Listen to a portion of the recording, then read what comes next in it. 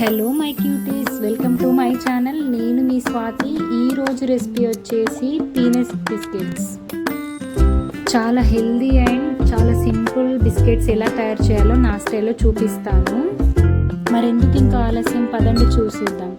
ముందుగా ఒక ప్యాన్ పెట్టుకొని ఒక కప్పుడు పల్లీలు వేయించుకోండి. దూరగా వేయించుకోండి.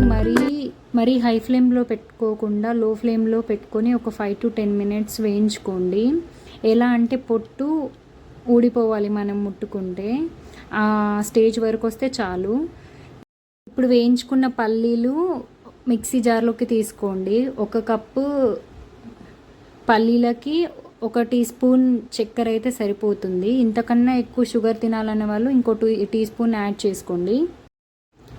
షుగర్ యాడ్ చేశాక మెల్లిమెల్లిగా గ్రైండ్ చేసుకుంటూ నేను చూపిస్తున్న విధంగా ఒక ముద్దలాగే వరకు గ్రైండ్ చేసుకోండి. ఇందులోనే మనకు మైదాపిండి అయితే మైదాపిండి, గోధుమ పిండి అయితే గోధుమ పిండిని ఒక 2-3 స్పూన్స్ అంతా కలుపుకోండి.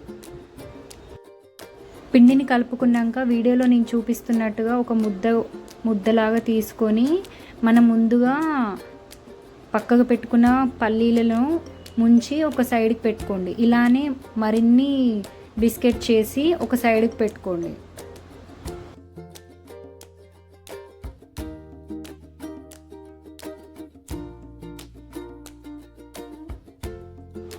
బటర్ పేపర్ ఉంటే బటర్ పేపర్ వేయండి. బటర్ పేపర్ లేని వాళ్ళు ఇలా ఒక ప్లేట్లో నెయ్యి తీసుకొని మైదా పిండి ఇలా జల్లుకొని ప్లేట్ మొత్తం స్ప్రెడ్ చేసి, మైదా పిండి స్ప్రెడ్ చేశాక మనం ముందుగా చేసి పెట్టుకున్న బిస్కెట్స్ ఒకటొకటిగా మొత్తం ఇందులో సర్దండి.